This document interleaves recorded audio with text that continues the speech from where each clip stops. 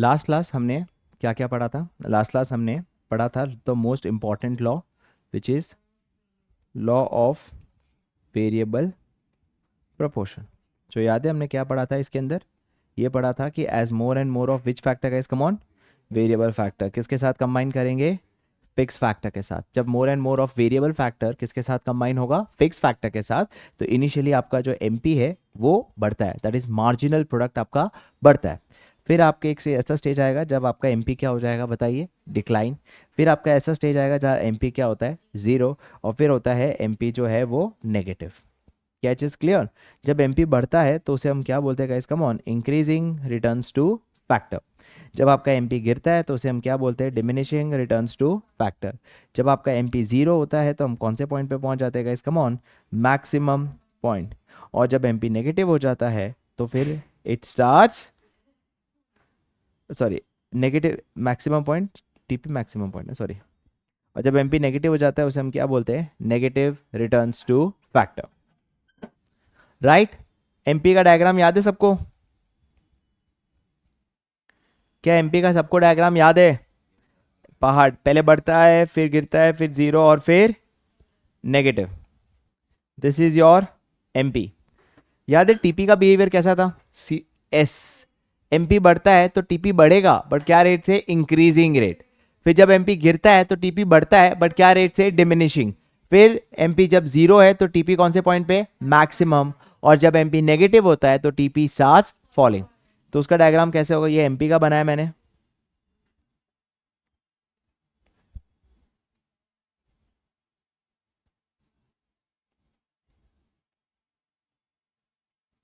तुम पहले एक लाइन बनाओगे यहाँ से, क्योंकि ये लाइन बनाने से ही चेंज होता है। तो एक एमपी से आईएस पॉइंट और एक एमपी का जीरो पॉइंट। पहले TP increases at increasing rate, then TP increases at diminishing rate, and then TP starts falling. क्या यहाँ तक क्लियर? ये हमने पढ़ा था एमपी और टीपी का बिहेवियर। तो इसको लिखते कैसे? इनिशियली, इनिशियली क्योंकि आपका एमपी जो है वो क्या हो रहा है बताइए? Increase, due to which returns to factor बताइए? Increasing returns to factor. इसके लिए टीपी आपका इंक्रीज तो होगा बट क्या रेट से इंक्रीज होगा? Increasing rate. क्लियर? फिर जब एमपी क्या होता है बताइए?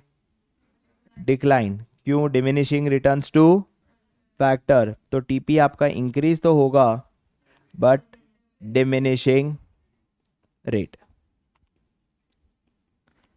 फिर जब एमपी जीरो हो जाएगा तो टीपी कौन से पॉइंट पे पहुंच जाएगा? Maximum point. और जब एमपी क्या हो जाएगा? Negative, due to negative returns to factor, तो टीपी स्टार्ट्स फॉलिंग।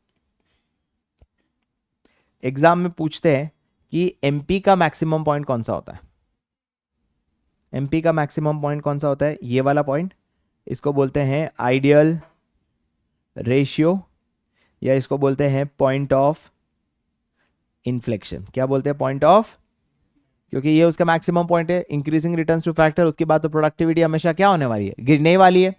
पर क्या टीपी का स्टार्टिंग पॉइंट जो एमपी का स्टार्टिंग पॉइंट है वही टीपी का स्टार्टिंग पॉइंट है? नहीं। टीपी तो एमपी जब गिरता है तभी भी बढ़ता है। तो एमपी जब जीरो होता है तब टीपी का कौन सा पॉइंट आ जाता है बताइए? Maximum point. गाइस ये क्लियर है? ये सबको क्लियर? लास्ट क्लास हमने एक और चीज रिवाइज किया था। हमने ये रिवाइज किया था कि what are the reasons for increasing returns to factor. कितने रीजन से बताइए? हमने 3 पढ़े थे। पहला क्या पढ़ा था बताइए?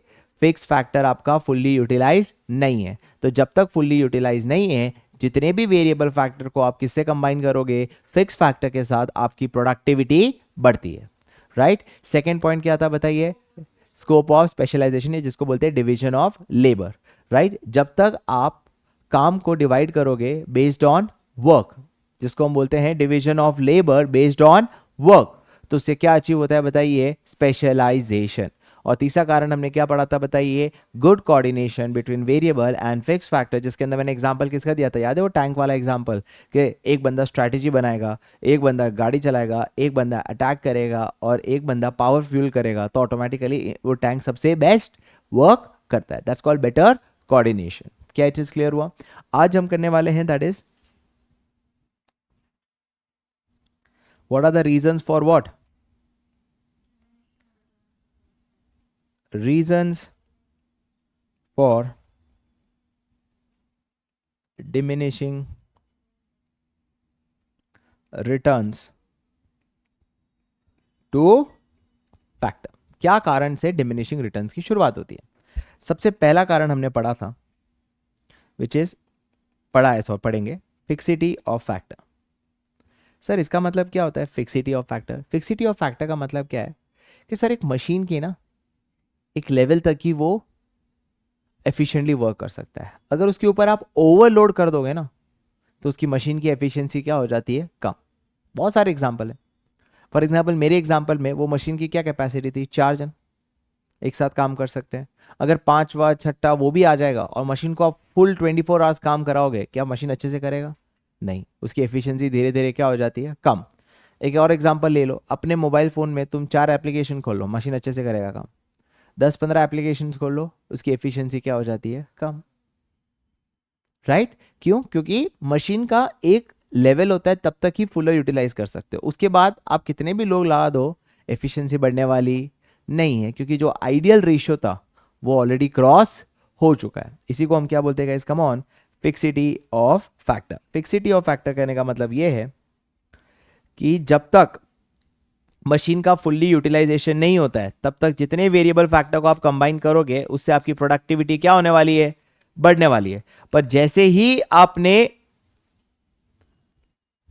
ही आपका फिक्स फैक्टर क्या हो चुका है बताइए, फुल्ली यूटिलाइज, ऑलरेडी उसका वेयर एंड टेयर होने का शुरुआत हो चुकी है। तो और वेरिएबल फैक्टर को अगर आप फिक्स फैक्टर के साथ कंबाइन करोगे तो एफिशिएंसी क्या होने वाली है, क्या इस क्लियर हुआ? इस पॉइंट को क्या बोलते हैं guys, come on, fixity of factor. दूसरा कारण,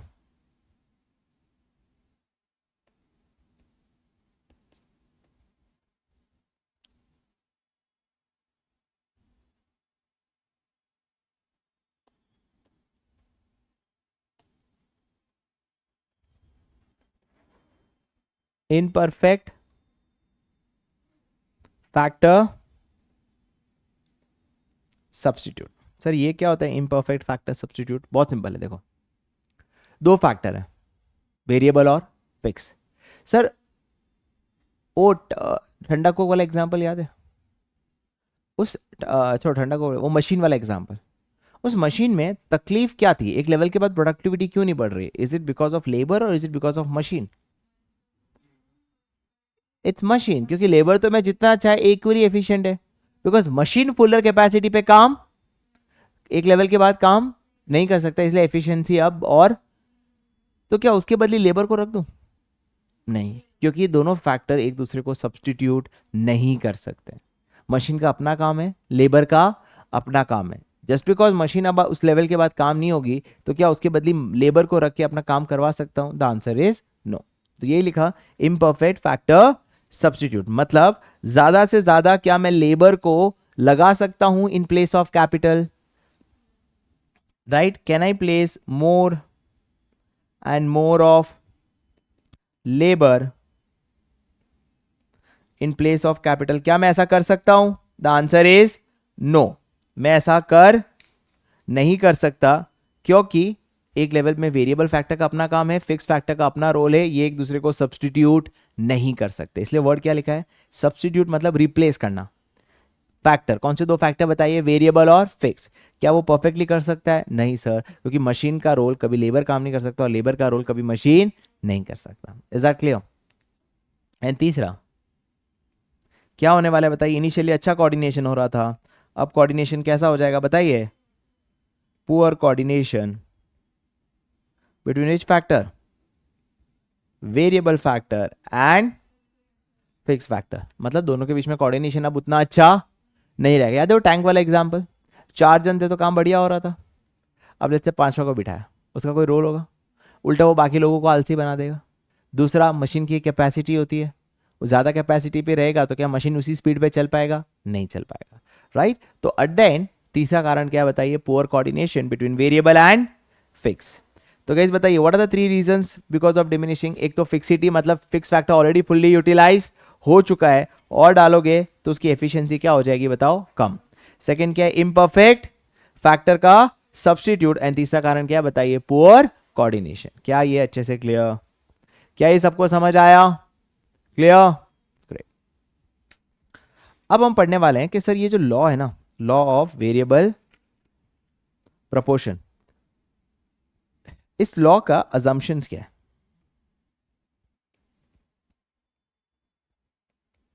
what are the assumptions of law of variable proportion, जो हमने लास्ट क्लास पढ़ा था। पहला, जो रेशियो है वो चेंज नहीं हो सकता। सर इसका मतलब क्या?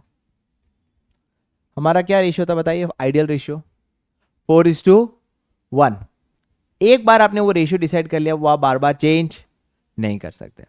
एंड सेकेंड, जो भी वेरिएबल फैक्टर आ रहे हैं वो सारे इक्वली एफिशिएंट है। इक्वली एफिशिएंट है मतलब क्या?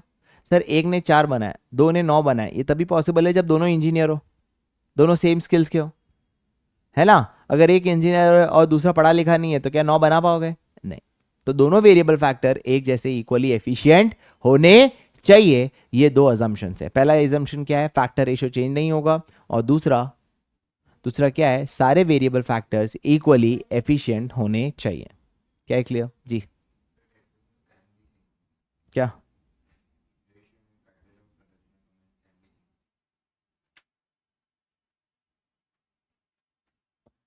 The ratio in which factor ratios are combined. Okay guys, मैंने गलत बताया। मैं आइडियल रेशियो की बात कर रहा था, जो मेरे एग्जांपल में क्या था? 4:1। यहाँ पे आइडियल रेशियो की बात नहीं कर रहे। यहाँ पे रेशियो का मतलब ये है कि मशीन एक बंदे से भी काम करने से हो सकता है, 2 बंदे के काम करने से भी चल सकता है, 3 बंदे के काम करने से भी चल सकता है, और 4 बंदे के भी। मतलब वो जो मशीन है जरूरी नहीं कि 4 ही लोग चाहिए, 1:1 भी हो सकता है, 2 लेबर एंड 1 मशीन भी हो सकता है, 3 लेबर एंड 1 मशीन भी हो सकता है, 4 लेबर और 1 मशीन भी हो सकता है। मैं बोल रहा था आइडियल रेशियो चेंज नहीं हो सकता। तुम्हारी बुक में आइडियल की बात नहीं कर रहा है, वो क्या बोल रहा है बताओ? Ratio can be change. क्या चीज क्लियर? सेकंड क्या है? वेरिएबल फैक्टर सभी होने क्या चाहिए? Equally efficient. मतलब सभी कैसे होने चाहिए? होमोजीनियस, तभी तो प्रोडक्टिविटी बढ़ेगी। अगर वेरिएबल फैक्टर्स इक्वली एफिशिएंट नहीं है तो हमें लॉ का पता ही नहीं चलेगा। क्यों? क्योंकि सर पहला बंदा पढ़ा लिखा है, दूसरा बंदा अगर पढ़ा लिखा नहीं है तो प्रोडक्टिविटी बढ़ेगी क्या? नहीं बढ़ेगी। तो हमें पता कैसे चलेगा कि इंक्रीजिंग रिटर्न्स टू फैक्टर हो रहा है? क्या चीज क्लियर? तीसरा, जो भी हमारी टेक्नोलॉजी है वो हमेशा क्या रहने वाली है बताइए? कांस्टेंट। जैसे फॉर एग्जांपल मेरे यहाँ जो वो मशीन थी वो कांस्टेंट है, क्योंकि जैसे ही मैंने और एडवांस मशीन ले ली जिसके 6 फेज है, तो आइडियल रेशियो भी क्या हो जाएगा? चेंज। यस। जो भी फिक्स फैक्टर चेंज नहीं होगा, जो भी फिक्स फैक्टर में आपने टेक्नोलॉजी ली है वो टेक्नोलॉजी वैसी की वैसी रहेगी। क्लियर? समझ आया? अब एक क्वेश्चन है कि सर जब आप अपने आइडियल रेशियो पे पहुंच जाते हो और उसके बाद प्रोडक्शन करते हो तो क्या होता है? Once you have reached your ideal ratio और उसके बाद अगर आप प्रोडक्शन करोगे तो क्या होने वाला है बताओ? मतलब आपको एमपी और टीपी के फॉर्म में बोलना है। जो बोला तूने परफेक्ट बोला कि एमपी घटेगा, क्योंकि किसकी शुरुआत हो जाएगी बताइए? डिमिनिशिंग। ये तो ये मैंने बताया ना, ये देखो ये है तुम्हारा आइडियल रेशियो। उसके बाद प्रोडक्शन करोगे तो एमपी क्या होने वाला है बताइए? गिरने वाला है। और टीपी बढ़ेगा तो सही, बट क्या रेट से बढ़ेगा बताइए? डिमिनिशिंग रेट से। क्या इस क्लियर? समझ आया क्वेश्चन?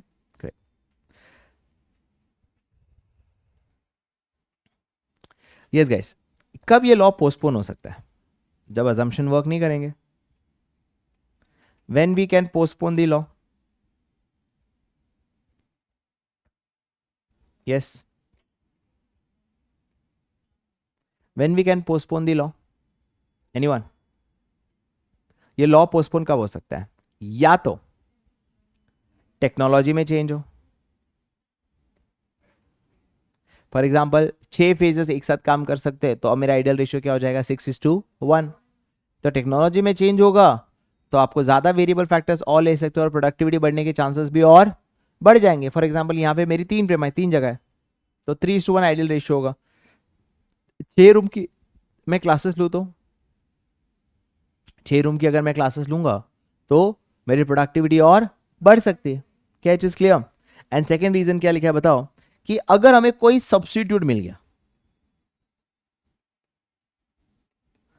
फिक्स फैक्टर का। सर कैसे मिल सकता है सब्स्टिट्यूट कोई फिक्स फैक्टर का? मतलब ऐसा कुछ हो गया कि फिक्स फैक्टर का कोई सब्स्टिट्यूट मिलना बहुत मुश्किल होता है, बट फॉर एग्जांपल तुम्हारी बुक में तो कुछ दिया नहीं है, विच इज देखो यहाँ लिखा हुआ है इफ नॉट इम्पॉसिबल। वैसा सिचुएशन होना बहुत ही रेयर है। क्यों रेयर है सर बताओ? सर मशीन का काम कोई लेबर कर सकता है? पॉसिबल ही नहीं है ना यार। अच्छा कंप्यूटर जो काम कर सकते हैं क्या वो लेबर कर सकता है? नहीं कर सकते ऑब्वियसली। तो बहुत रेयर होता है, बट इन केस कभी ऐसा हो जाए कि फॉर एग्जांपल जैसे मेरे एग्जांपल में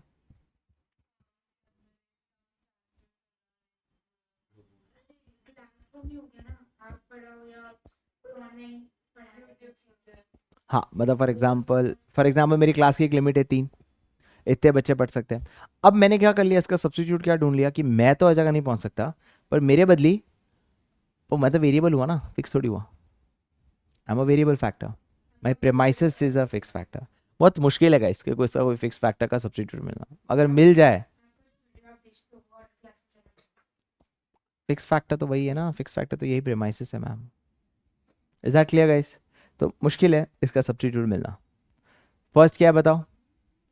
चेन टेक्नोलॉजी। और इन केस कभी फिक्स फैक्टर का सब्स्टिट्यूट मिले, जो रेयर क्या इम्पॉसिबल है, मिलना बहुत मुश्किल है। Clear? How we understand average, आज हम वो सीखेंगे। एक एवरेज कॉन्सेप्ट को समझना सीखो। एवरेज प्रोडक्ट ले लो, एवरेज कॉस्ट ले लो, एवरेज मार्क्स ले लो, कोई फर्क नहीं पड़ता है। एवरेज कॉन्सेप्ट क्या है वो समझो। ठीक है, हमने मीन में भी पढ़ा था, बट फिर भी समझो। मेरे एक मार्क्स में 80 है, हमें एवरेज निकालना है। मेरे परसेंटेज मतलब परसेंटेज ऑल्सो एन एवरेज। मेरा इंग्लिश सब्जेक्ट है और उसमें कितना है मेरे 80। तो अभी तक मेरा परसेंटेज कितना हुआ, मेरा एवरेज कितना हुआ? 80%। अब तुम मुझे बताओ मेरे मैथ्स में कितने आने चाहिए ताकि मेरा परसेंटेज बढ़े? 80 से ऊपर आना चाहिए तभी होगा। लेट्स से मेरे मैथ्स में है 84, तो क्या मेरा एवरेज बढ़ेगा? क्योंकि मेरे मार्क्स मेरे एवरेज से ज्यादा है तो वो एवरेज को बढ़ाएगा। क्या एवरेज 4 से बढ़ेगा?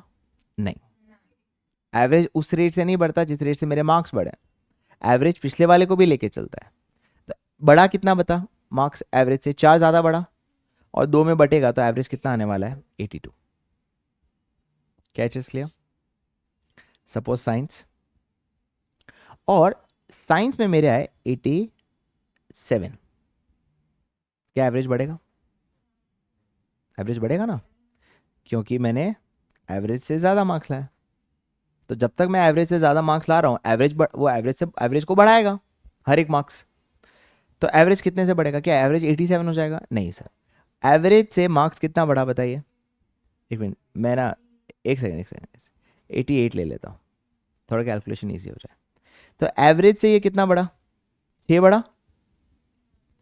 एवरेज से ये कितना मार्क्स बढ़ा? 6 मार्क्स बढ़े, और 6 ये तीनों में बटेगा, तो एवरेज कितना हो जाएगा बताइए? 84। कहीं समझ आया? क्लियर? पक्का? अब अगर मेरे सोशल साइंस में आ गया 86, तो एवरेज बढ़ेगा या घटेगा? मार्क्स तो घट रहा है सर, उससे फर्क नहीं पड़ता कि मार्क्स गिर रहा है। क्या एवरेज से ज्यादा लाया? हाँ, तो एवरेज तो बढ़ेगा। अब कितने से बढ़ेगा? कितना एवरेज से ज्यादा लाया मैंने? 2 4 में बटेगा तो आधा हुआ, तो परसेंटेज कितना हो गया? 84.5। कैलकुलेशन करना इंपॉर्टेंट नहीं है। कहने का मतलब है कि डजेंट मैटर कि आपके मार्क्स बढ़ रहे या घट रहे हो। देखो यहाँ बढ़ रहे थे मार्क्स, यहाँ मेरा मार्क्स इससे क्या हो गया? घट गया। उससे फर्क नहीं पड़ता एवरेज को। मार्क्स जब तक मेरे एवरेज से ज्यादा होंगे एवरेज बढ़ेगा। अच्छा, अगले सब्जेक्ट में मेरे 84.5 है, एवरेज एवरेज वहीं का वहीं रहेगा, क्योंकि मार्क्स एवरेज जितने ही आए तो एवरेज वहीं का वही रहेगा।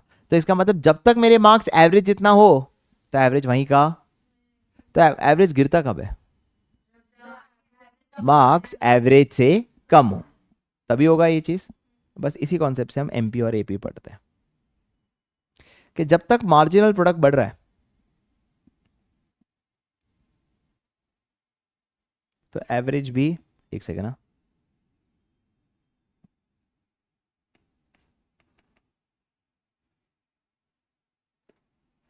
जब तक मार्जिनल बढ़ रहा है तो एवरेज भी बढ़ेगा, एवरेज भी बढ़ेगा जब तक मार्जिनल बढ़ेगा, और जब तक मार्जिनल एवरेज से क्या हो, ज्यादा, जब तक मार्जिनल एवरेज से क्या हो, ज्यादा। अरे समझ आया? देखो यहां हर स्टेज पे मार्जिन एवरेज से ज्यादा मार्जिनल है, तो तब तक एवरेज क्या हो रहा है बताइए, बढ़ रहा है। फिर एक पॉइंट ऐसा आता है जहां मार्जिनल और एवरेज क्या हो जाते हैं, सेम, हाँ या ना? और उसके बाद देखना मार्जिनल एवरेज से क्या हो जाता है, नीचे, तो एवरेज भी क्या हो रहा है बताइए,